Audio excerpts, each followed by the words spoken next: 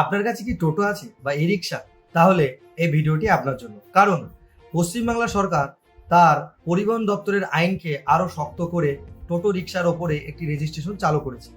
পশ্চিমবঙ্গে চলমান লক্ষ লক্ষ টোটো এখন রাজ্য সরকার চাচ্ছে তারা একটি আইনি আওতায় আসার জন্য। এতে কি হবে? এক, শৃঙ্খলা বজায় থাকবে এবং যাত্রী সুরক্ষাটাও থাকবে। তো আজকে আমি জানাবো এই ভিডিওর মাধ্যমে আপনাদেরকে যে কিভাবে বাড়িতে বসে বা কোনো অনলাইন ক্যাফে থেকে আপনি আপনার টোটো রেজিস্ট্রেশনটা সারতে পারবেন, এবং এই ভিডিওতে জানাবো যে এই রেজিস্ট্রেশন করার জন্য আপনার কি কি ডকুমেন্টসের প্রয়োজন। তো চলুন বন্ধু দেখে নিন। গুগল ক্রমে যাবেন, এখানে গিয়ে লিখবেন টিটিইএন। টিটিএন লেখার পর এন্টার দেবেন। এন্টার দেওয়ার পর প্রথম যে লিঙ্কটা আসছে এখানে ক্লিক করবেন। এখানে ক্লিক করলে আপনার যে টোটাল যে যে নতুন ওয়েবসাইট, এই ওয়েবসাইটটা দেখতে পাবেন। এখানে দেখতে পাচ্ছেন ttn-wb.in লেখা আছে। তারপরে একটা এইভাবে নোটিশ দেবে, এই নোটিশটা আপনি ভালো করে পড়ে নেবেন। আপনারা আই আন্ডারস্ট্যান্ড এখানে ক্লিক করবেন। তারপরে এই পেজটাতে আপনি দেখতে পাচ্ছেন এখানে লেখা আছে টোটো এনরোলমেন্ট নাম্বার, অর্থাৎ যে বিষয়টি নিয়ে আমরা কথা বলছি সেটা এখানে লাগবে। এইটা অ্যাপ্লাই টোটো ফর টিএন নাম্বার। আরও একটু নিচের দিকে গেলে আপনি দেখতে পারবেন এখানে কিছু নিয়ম বা ইম্পর্টেন্ট নোটিশ কিছু দেওয়া আছে, যেমন আধার থাকতে হবে এবং টোটোর স্পিড অবশ্যই 25 কিলোমিটার/ঘন্টা থাকতে হবে। 4 জনের বেশি নেওয়া যাবে না। মান্থলি চার্জ যেটা আছে সেটাকে অ্যাভয়েড করলে 500 টাকা ফাইন পাবেন। তারপরে বিভিন্ন রকম এখানে ফাইন টাইন সব এগুলো দিয়েছে, এগুলো ভালো করে পড়ে নেবেন। এই রেজিস্ট্রেশনটা করতে গেলে কি কি লাগবে?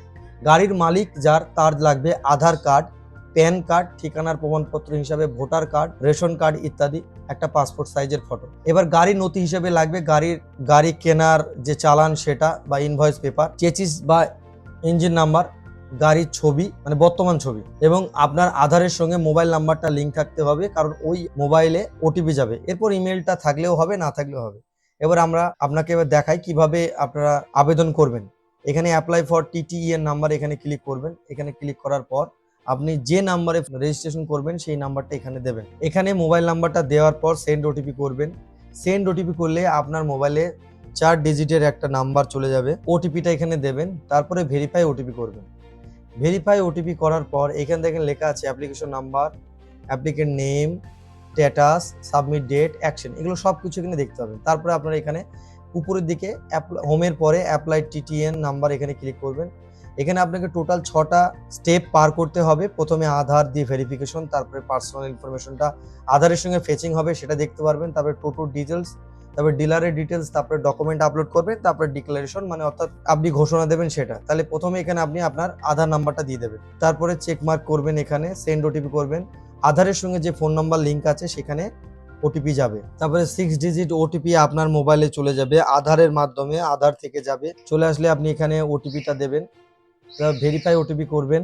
ভেরিফাই ওটিপি করলে আপনার এখানে সমস্ত ডিটেলস এখানে চলে আসবে, আপনার ছবি, আপনার নাম, আপনার জন্ম তারিখ, আপনার বাবার নাম, আপনার ছেলে নামে সেগুলো, এবং ঠিকানা।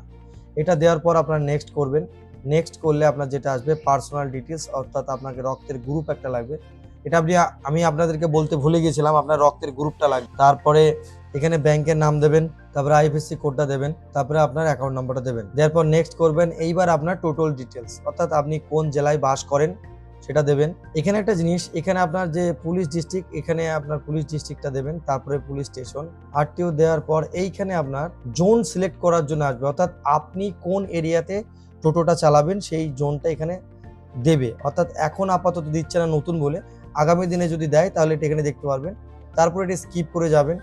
তারপরে আপনার এখানে প্রস্তুতকারক সংস্থার নাম দিয়ে দেবেন, কত কিলোওয়াট মোটর, অর্থাৎ আপনার টোটোর ভিতরে যে মোটরটা চলছে সেটার মোটর নাম্বার একটা আছে সেটা দেবেন।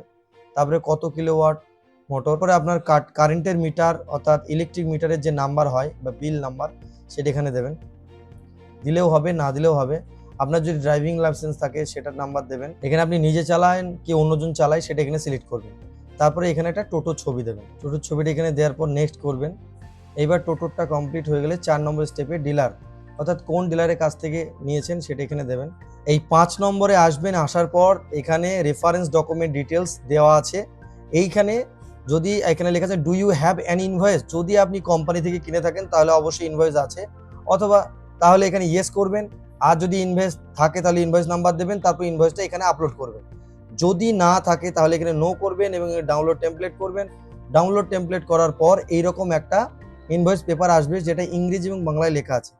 এখানে যার যে কিনছেন অর্থাৎ যে রেজিস্ট্রেশন করছেন, যার টোটো বর্তমান আছে, তার এখানে নামটা দেবেন, তার বাবার নাম ঠিকানা দেবেন। তারপরে আপনি এখানে বিক্রেতার নাম অর্থাৎ যার কাছ থেকে কিনেছেন, বিক্রেতার ঠিকানা অর্থাৎ যার কাছ থেকে কিনেছেন এবং ক টাকায় কিনেছেন এটা লেখার পর ঘোষণা দেবেন এখানে। তারপরে আপনি সই করে দেবেন এবং আপনার আধার ভোটারের একটা কপি এবং বা আধারের নাম্বার বা ভোটার নাম্বারটা এখানে দিয়ে দেবেন এবং সেটাকে স্ক্যান করে এই জায়গাটাতে আপলোড করতে হবে। তারপরে নেক্সট আমি আপনাদেরকে দেখানোর জন্য জাস্ট করছি, সেই জন্য একটা এখানে দিচ্ছি এরকম।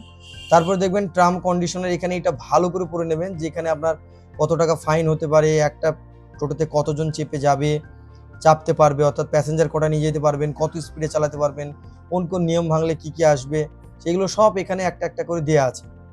তারপরে এখানে আপনি টার্ম কন্ডিশন এখানে দেবেন, তারপরে সাবমিট অ্যাপ্লিকেশন করবেন। সাবমিট অ্যাপ্লিকেশন করার পর এখানে আপনার অ্যাপ্লিকেশন নাম্বারটা এখানে চলে আসবে এবং তারপরে এটাকে আপনি কপি করে রাখতেও পারেন, ফার্দার প্রসেসের জন্য আবার কন্টিনিউ করতে পারেন।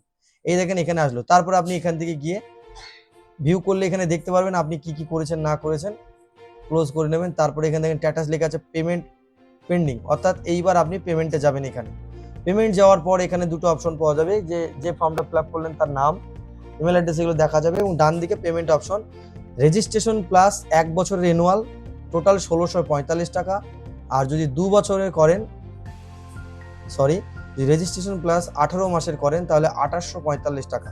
এখানে 18 মাস রেনুয়াল অর্থাৎ 1800 টাকা, রেজিস্ট্রেশন ফি 1000 টাকা, লেট ফি নেই এবং ট্রানজাকশন ফি যেটা 40 টাকা এবং ইউডিআইএন ফি 5 টাকা।